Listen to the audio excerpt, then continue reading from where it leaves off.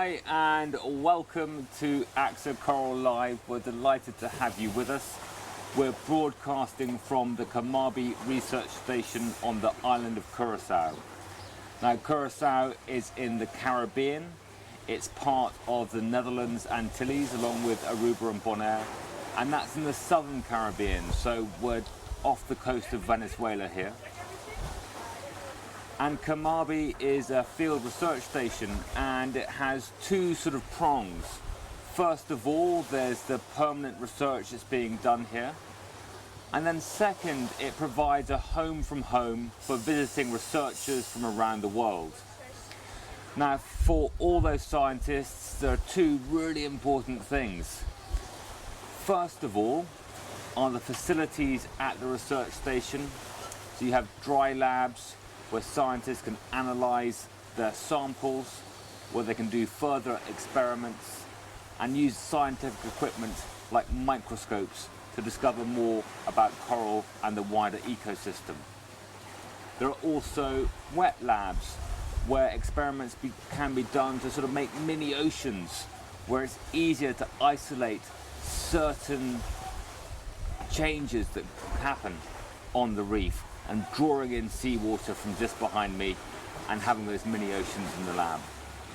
Now, Kamabi is in a really perfect location for coral scientists. Now, that's not just studying the coral, but all the wonderful life around the coral reef. And that's because the coral reef, our field, is just out here. We've even got some brain coral growing on the jetty just behind me. But we've got the reef proper 50 meters out here. We've got some wonderful elkhorn just round the corner.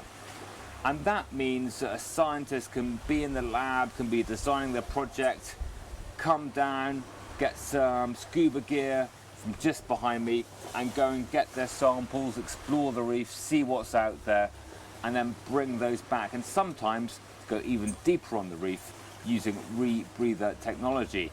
Now, we have such a treasure of life behind me. The coral reef covering just 0.1%, it's estimated, of the surface of our planet, and yet supporting 25% of all marine species, a wonderful abundance and diversity of life. And delighted to welcome you all to this coral Q&A, this Ask Me Anything session, as part of Coral Life. I'm delighted that Ben, one of the researchers at Kamabi, currently can join us. Before we start, Ben, we have some shout outs to give to the schools watching. We have schools watching currently in the UK, the US, Greece, Colombia, Bermuda and Canada. So hello to all the students there. And some special shout outs. We have pupils in 6W at Riders Hayes. Hi! They're watching to find out what the scariest experience that we have encountered so far. So maybe we can get to that in a bit. Sure. We have Mrs. Eldridge's 7th grade science students from Jonesville Middle School in Lee County, Virginia. Hi, guys. Hi to everybody there. We have greetings from Anatolia College in Thessaloniki in Greece. Hi back and greetings to you. Really wonderful to have you watching. Hi Jamie and the crew. Hello back, and Ellie's giving a wave from behind the camera. There we go. And that's from INEM Santiago Perez in Colombia. We have Cook Spinney Year 6s. Listening from Harlow, England. Hello. Hey guys. To everybody there. And Mrs. Crahan's 2nd graders from Clarence, New York in the USA. And wonderful to have you with us. And a big hello to all the students there. Really great to have you. Ben, we've got stacks of wonderful questions lined up. But I can see here we've got this amazing equipment. On Tuesday, you wonderfully went out during one of our calls, both to demonstrate how the ocean sort of comes through sponges and the important role that sponges play with this wonderful fluorescent dye. And you also got some samples. What was going on there with your sampling? What were you doing? Yeah, hi. Again, hi to everybody. Jamie, yeah, what we were doing together with Dora, we went out and then we really wanted to sample the water that is outside of the sponge, which is then taken up by the sponge and filtered.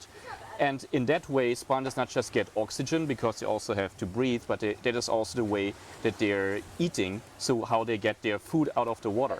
So therefore we took water samples of the water before it goes into the sponge, and again when it comes out of the sponge, and then you can see the difference, what was taken up. And we did that with these huge tubes. So they were closed up, and with these ones we could suck in water, but now we took it apart, took the weights off because it's much easier to handle. Yes. And now later on we will show how we actually process the water and what happens with these samples once we have them in the lab. Amazing, and I think we've probably just seen an example of a sponge, and to come from that, you're part of the sponge research team here. Yeah. Not all of our students watching may know what a sponge is and why we might bother studying it. What is a sponge? So first of all, sponges are animals, and actually it is the oldest still living multicellular organism on Earth. So it's a very, very old animal, and they survived for many, many thousands, millions of years. They're actually out, and didn't change that much, so they are very, very well adapted to where they are. Plus they filter a lot of water. There are a lot of sponges out on the reef, but not just in the reef. They're in the deep sea. They are in even in lakes and rivers. There are freshwater sponges. So sponges are everywhere, and they fulfill very, very important ecological functions in their ecosystems where they are.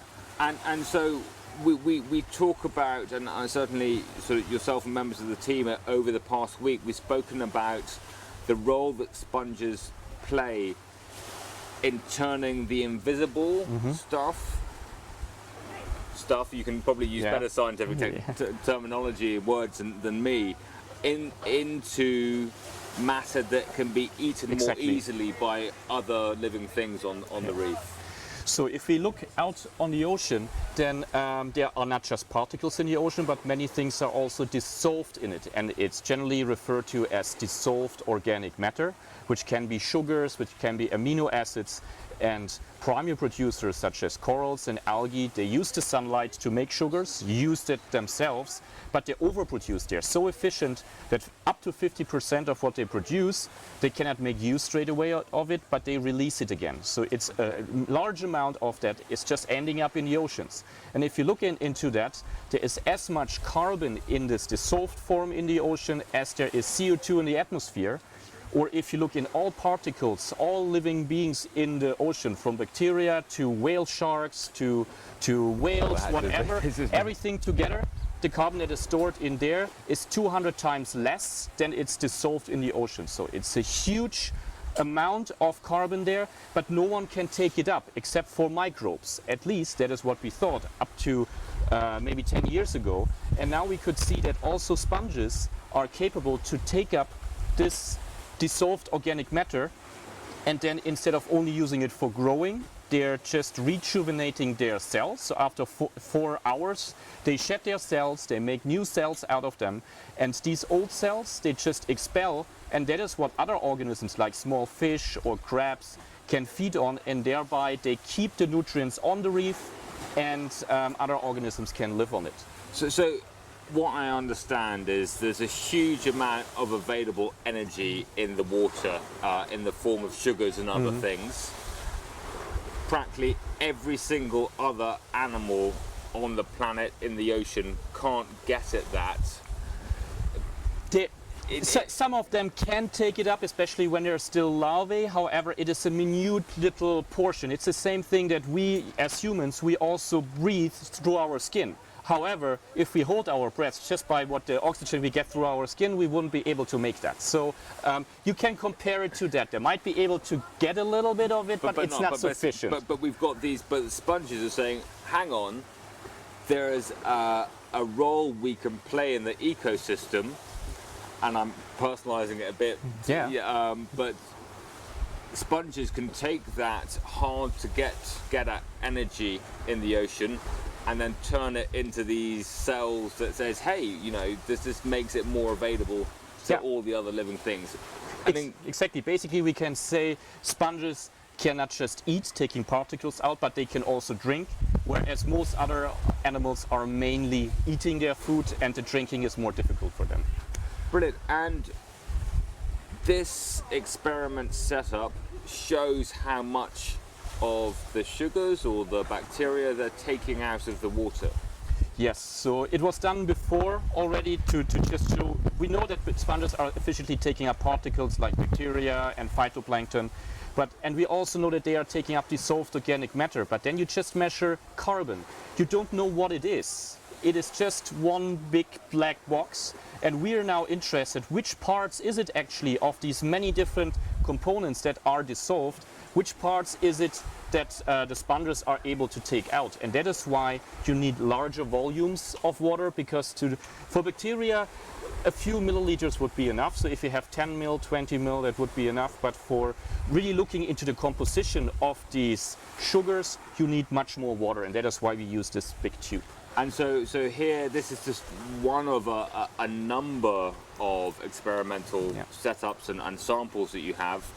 How then do we start? I mean, do you use this amazing machine? How do we start to sort of find out what's going on? So basically, we bring, as you could see, we bring the samples up.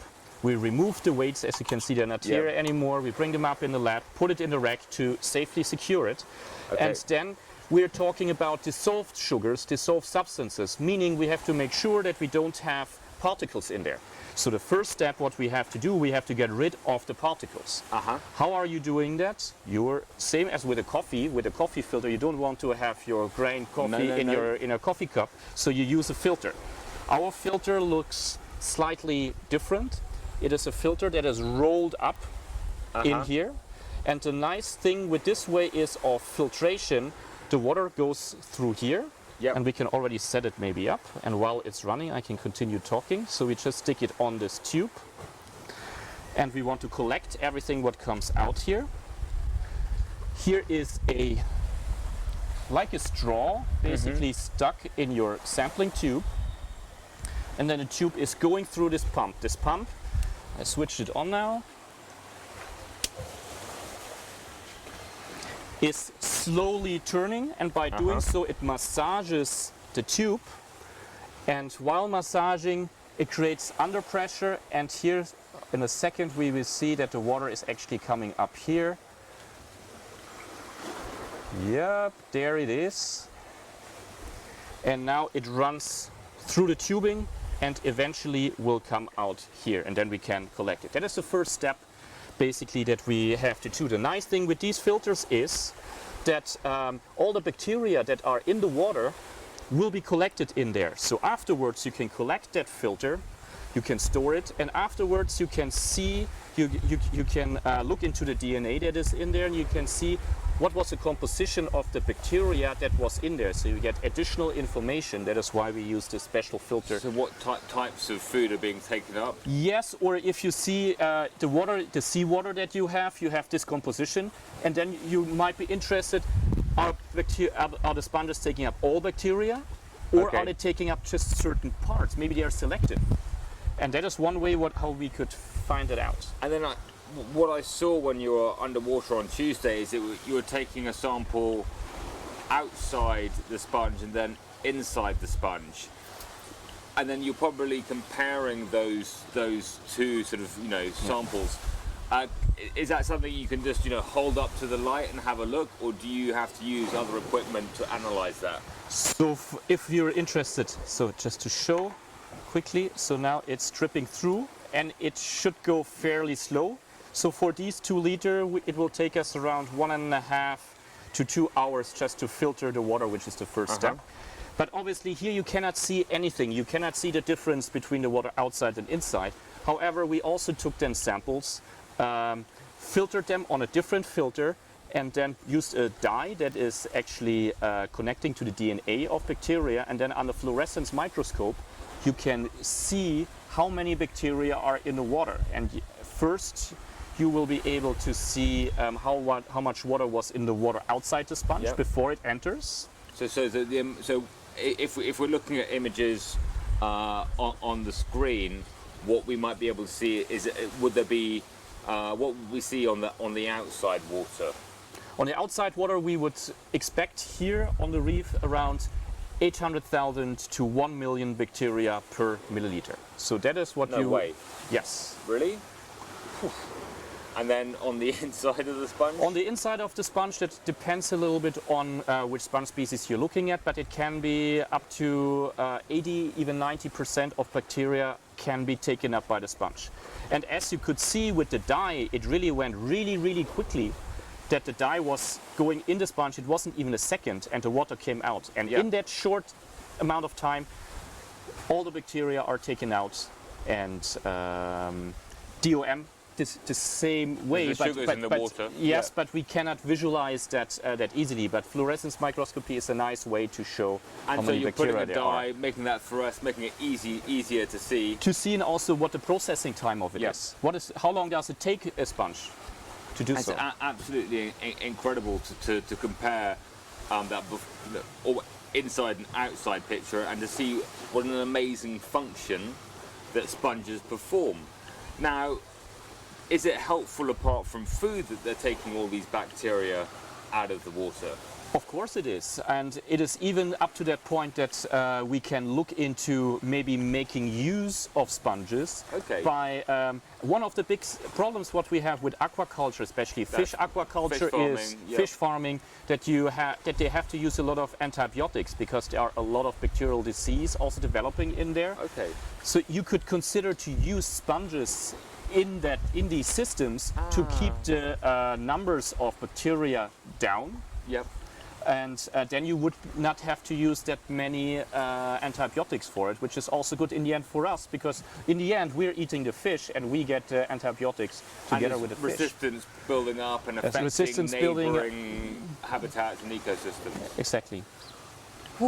Well, this is, I mean, I just find it amazing that something that's up to, and we met last year, so up to about a year ago, I considered sponge to be something that was discovered sort of centuries ago as a great thing for using in the bathroom or the kitchen. It is very useful. I mean, you should use it every day. Maybe not sort of necessarily harvesting from unsustainable sources, but to see how important it is in these two big functions, one of which is creating more available food for the rest of the living things on the reef, and the second is, is almost like cleaning the water. Yes. Absolutely brilliant. We've got a host of wonderful questions that have come through across the coral habitats, so look forward to coming through these. We have Prospect and Northlands Primary in Bermuda. Hi everybody there. Have you or have we as a collective at Kamabi discovered any new coral species? Yes, there are. I don't know exactly how many, but there are multiple. One of them was even named after Kamabi. Oh wow! What in our team we're rather interested in the ecological function, but there is really a wide variety of people coming here. Taxonomists coming here to. And taxonomists, that's the science word for people who name new species, describe new species, but also put them in context in terms of how are they related to others. So you want to make a family tree, basically, how are they linked to each other. And how long does it take for a coral to grow?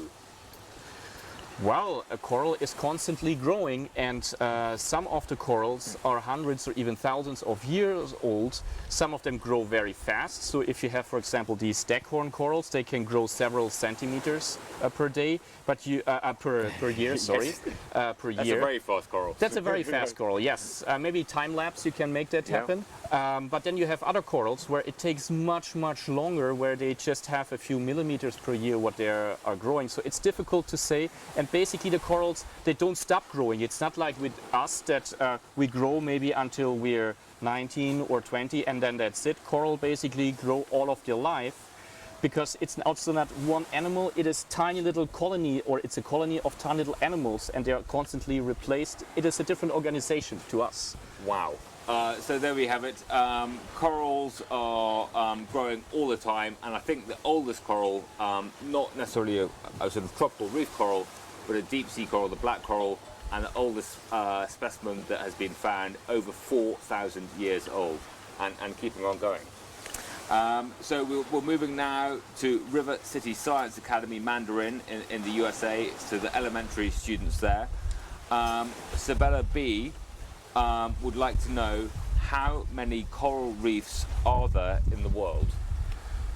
Wow, that is a very tough question, because the question is that the first thing would be, what do you consider a coral reef? If you just look here on Curacao, you basically have coral reefs going all along the shoreline all around. So you can say each dive site where you get in the water is a new reef, but actually all of them are connected. So where do you draw the line? Is this one reef, or do you consider Curacao to be one reef? It's difficult to say. What we know is that if you put all the coral reefs together, the area of the coral reefs is approximately the size of France, which doesn't seem maybe for the whole world that much, but keep in mind that most coral reefs are just up to 200 meters wide. So it would be a super, super long stretch lining most of the, or a lot of the tropical islands. Amazing. And so you might have heard of some of the more famous reef mosaics or reef chains, when sort of a name is given to lots of sort of separate reefs connected all together, like the sort of the Great Barrier Reef isn't a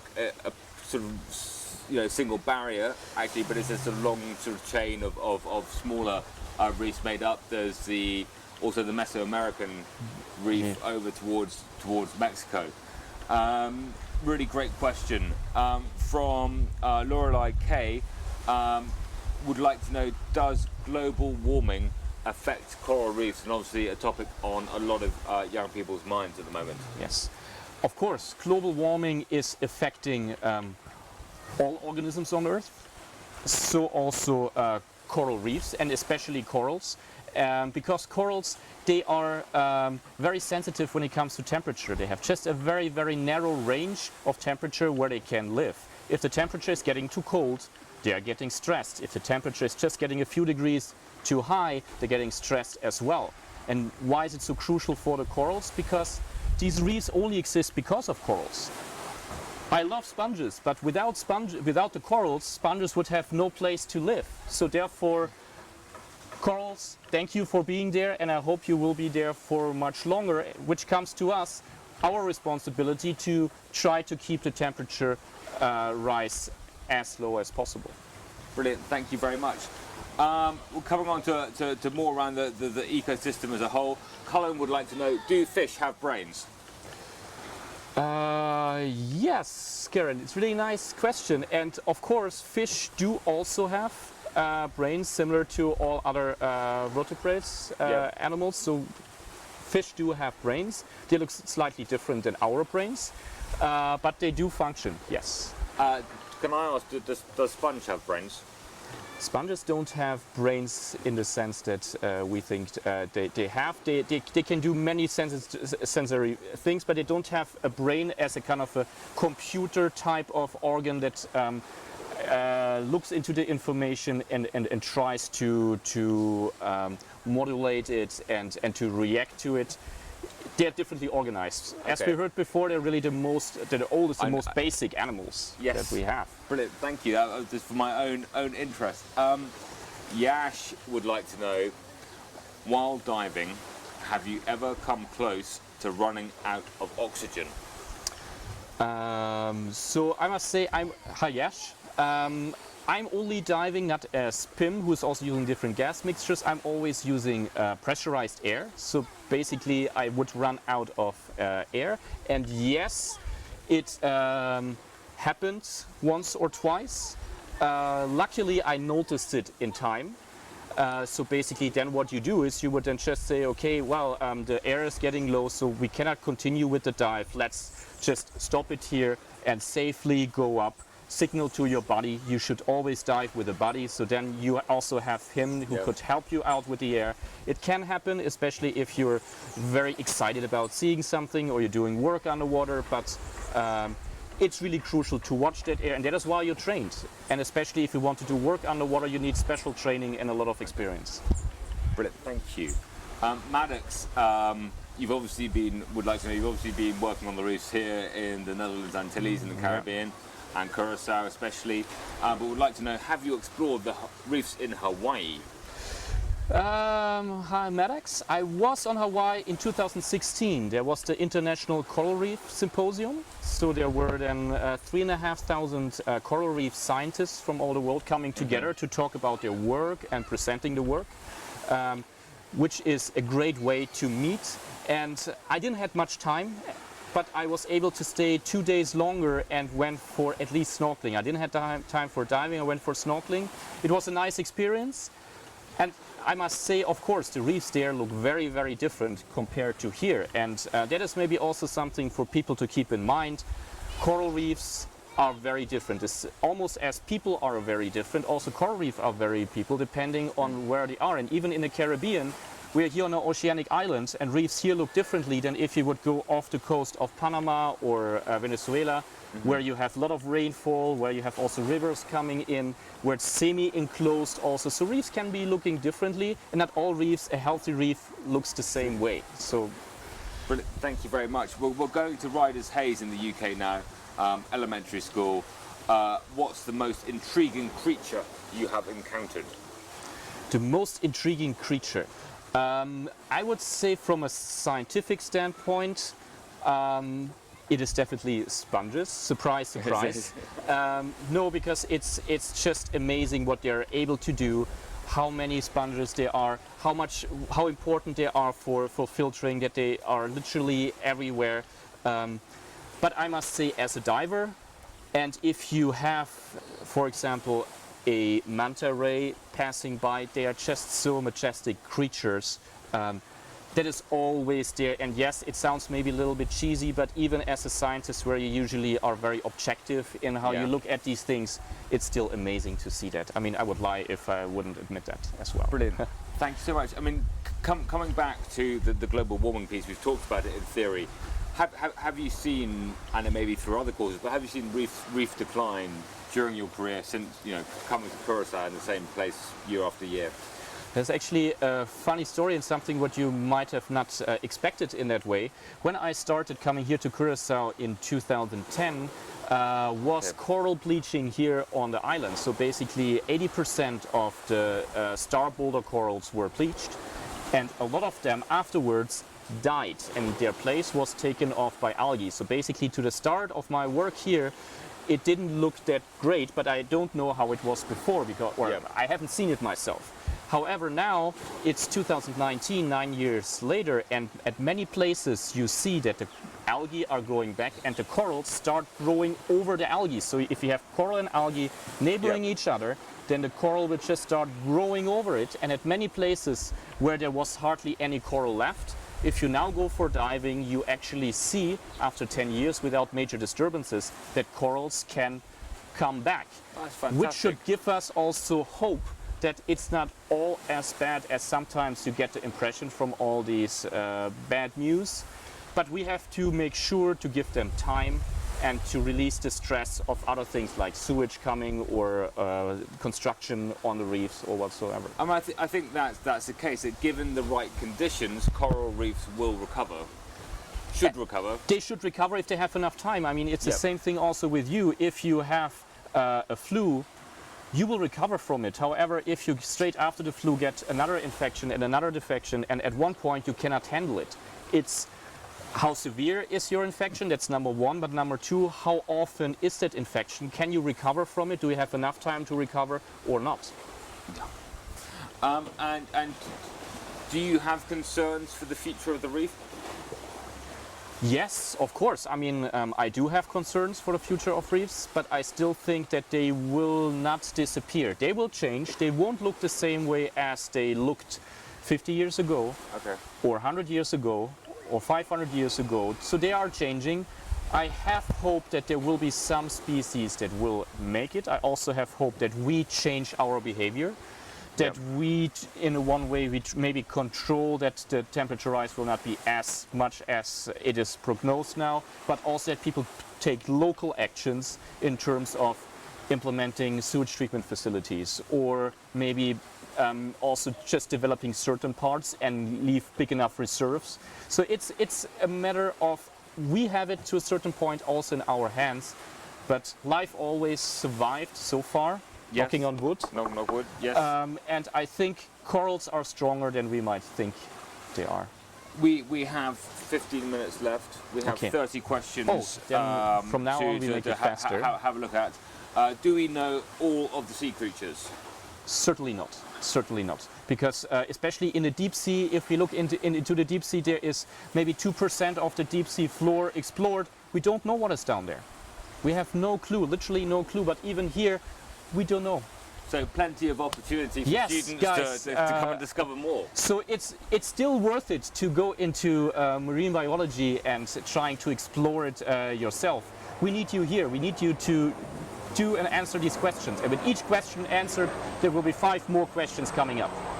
Brilliant. Well, let's wait for the Coast Guard to come past. Oh, sorry, Ben. All good. Is it true that coral dies when it is touched by human skin? I wouldn't say that it will die immediately, but it definitely stress it. And then, of course, it is also injury, and it can lead to an infection, and which then afterwards can eventually lead to coral death. It means you guys, you should not touch them, but it's not that if I would just touch it immediately, it would die. I mean, there's just one thing to consider, that it's a very thin sort of layer, Yeah. and it's soft tissue. It's like a sort of jellyfish, and you could smush it against a quite spiky skeleton underneath. Is that a concern? Even if that happens, I mean, things like that also happen on a reef. So there Yes. are also fish brushing over Okay. it, or you might have some macroalgae which can also be tough, which are also going over it. So to a certain point, they should be able to handle it, which doesn't mean that you should try it. Going to Sheridan Hill, do clownfish live in coral? Clownfish do live in anemones, so that's also cnidarian, but they do not calcify, so they do not build such a hard structure inside. Basically, what you can see in Finding Nemo, these kind of anemones, which give them shelter, because they have stinging cells, so they are protected against other predators. Brilliant. So clownfish on the reef, but in anemones. And not here. So clownfish you have in the Indo-Pacific, but you won't find them in the Caribbean unless someone has them in a tank and releases them in the So wild. we have not found Nemo. We have lost No. Nemo on this trip. Do fish eat coral? There are fish that eat coral. So parrotfish, for example, they have beaks. That is also what are called parrotfish, and almost like a bird. And they're also very colorful, looking like a parrot. And they scrape off algae that are growing on the coral, but also coral itself, different species. But there are fish that eat corals. Brilliant. How many colours of coral are there? And with the rain that's coming down, would you like to move any of your equipment? Maybe we can just put the pillow quickly over the... Okay, perfect. Brilliant. We'll just put that over the top there. That should And be I'll good get enough. a little case for my highly technical little case for my phone as well, so you don't get that too wet. Brilliant. So how many, the question was how many colors are there of corals? Yes. And so in general, I would say the majority of corals would look a kind of a brownish to orangey shape, or rather greenish color. Yep. You also have whitish that even goes sometimes into purple. So there are some variations. However, if you really look into bright colors, if you see bright orange, bright blue, bright green, then that is usually not corals, but that is either a sponge or a soft coral, but which doesn't make these skeletons. And I think we've got some amazing imagery that you've been taking on the water of the diversity of sponge. So it's really interesting to sort of hear that you've got these vegetable type colours, these plant type colours, because the coral animals see through, it's getting its coloration, as we were saying, from the algae inside it, and then all these wonderful bright colours, often from the sponges. So we're just finding here, how many types of coral are there? And that's another question from Sheridan Hill. Okay, Sheridan Hill. I must admit I'm not a coral expert. If I remember it right, it was I think around 1,000 species or so that were described. Reef-growing corals. Reef-growing corals described. Yeah. I'm not 100% sure. Don't hold me on that, but and there will be of course more than there were described so far, especially now. In the past we were just looking how do corals look like, how do these calcium carbonate structures look like and the microstructures look like under binoculars, which is very interesting. But now we go into that field where we can extract DNA, and then we see that even a coral that before was described as one species turns out that there are 4 or 5 different species within them. They look the same, however, their genes are very different and they might even do different functions. We just weren't aware of it yet. And now knowing that they are different, we might also find differences in their morphology or in the function what they do. Brilliant. So we're now from Anatolia College in Greece. Hello to all the students here. What was the most beautiful thing you've seen underwater? The most beautiful thing I've seen underwater, apart from my girlfriend, which I was also obviously diving with her, is, I must say again, a manta ray. I reckon it's a sponge. I've got a photo of one of your sponges that I think is really beautiful. Yes, but I didn't want to say that because then I sound like a nerd. So I think this is probably one of the most beautiful underwater photographs I've ever seen, and I would love it if we can get any appropriate captions. Sorry, on the live chat on this. So a beautiful underwater image taken by Ben. Let's see any appropriate captions we can get of this wonderful sponge.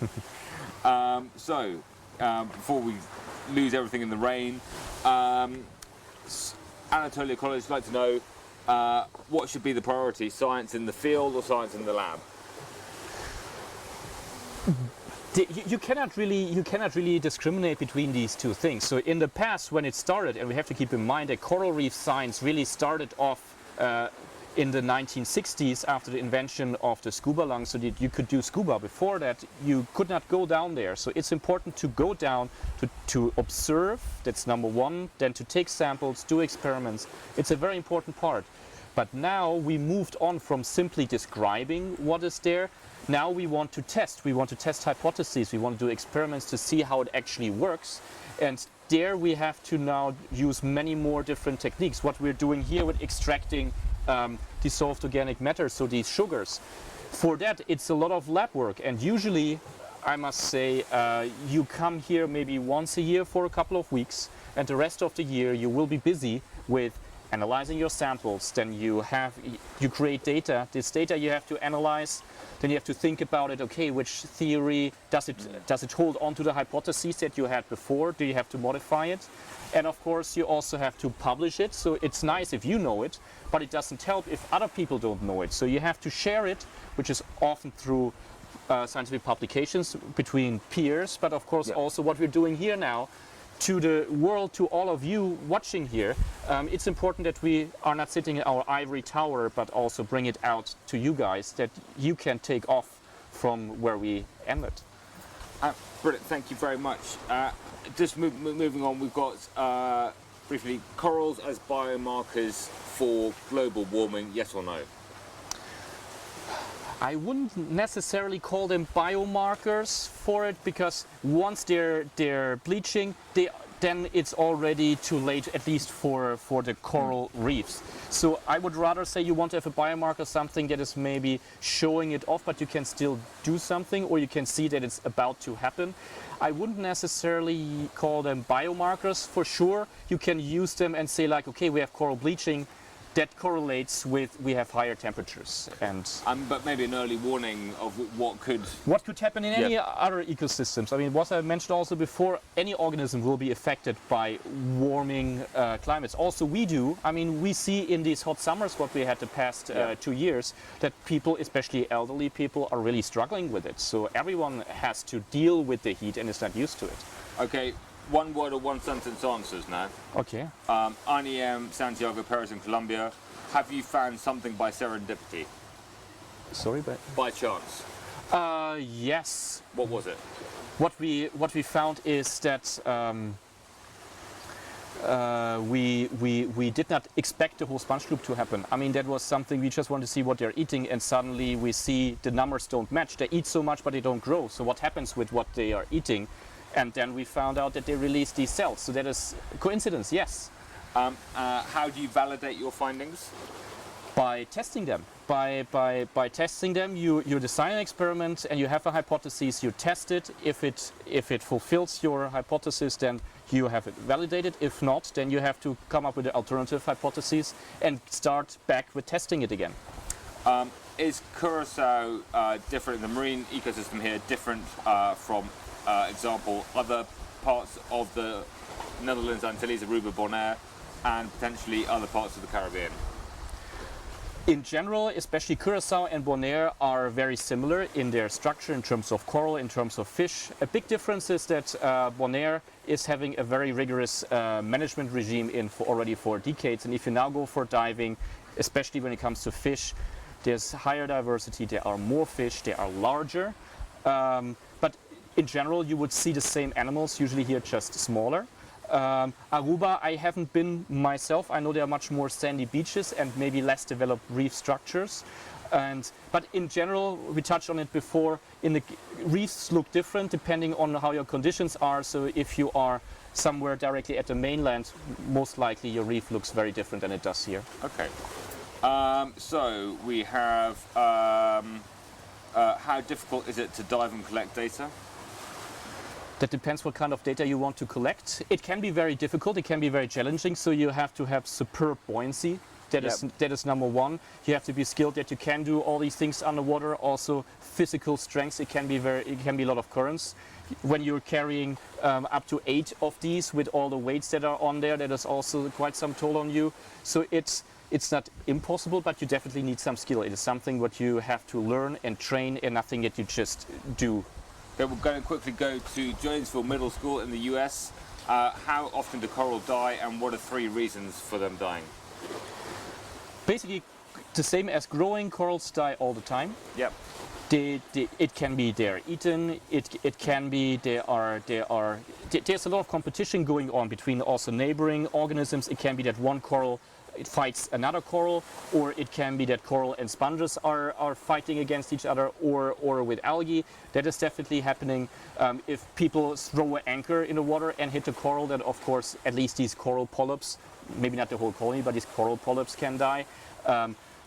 They die from bleaching. So there are many different causes. I would not know if there is a statistical study that can show, okay, the most... No, I mean, for the Great Barrier Reef, there's some interesting work done by AIMS, the Australian Institute, I think, of Marine Science, that breaks down some of what they think the decline is caused by. What's your daily life like as a marine biologist when you're here?